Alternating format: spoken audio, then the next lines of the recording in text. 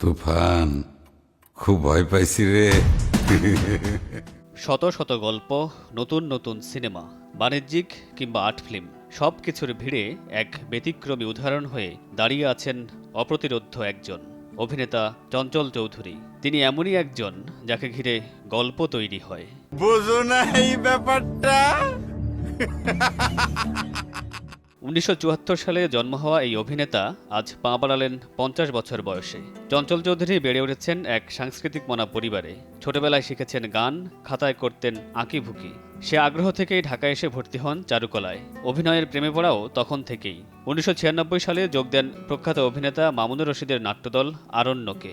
ইতিহাসের শুরুটা হয়েছিল এভাবেই, তবে মাঝখানে আছে আরও অনেক গল্প।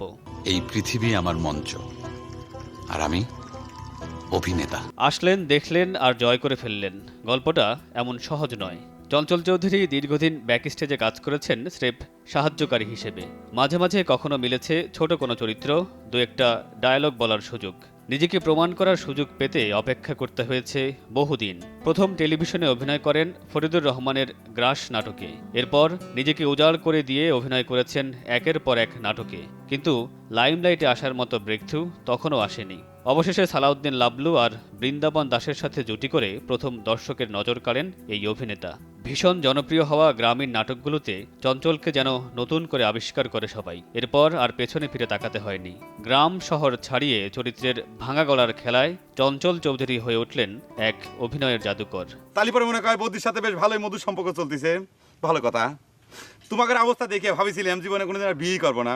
অভিনয় জীবনের প্রথম দিকটা সংগ্রামের হলেও সিনেমার গল্পটা একেবারেই আলাদা। 2006 সালে তৌকির আহমেদ পরিচালিত রূপকথার গল্প দিয়ে সিনেমার জগতে পা রাখেন এই অভিনেতা। সেই থেকে আজ অবধি তার পুরো ক্যারিয়ারটাই যেন এক রূপকথা। মনপুরা, মনের মানুষ, টেলিভিশন, আয়নাবাজি, দেবী কিংবা সবশেষ হাওয়া দিয়ে একের পর এক নিজেকেই ছাড়িয়ে গেছেন এই অভিনেতা। সামনে সৃজিত মুখার্জির পদাতিক ছাড়াও রায়হান রাফির পরিচালিত তুফান আছে মুক্তির অপেক্ষায়। মিথ্যা তখন সত্যি হয়, সবার জন্য সব সত্যি, আর আমার জন্য অভিনয়।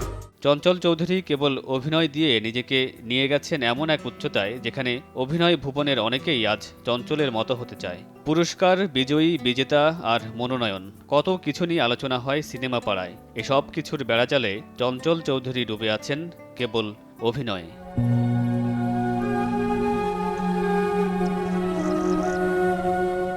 মামুনুর রশিদ পনেল, সময় সংবাদ।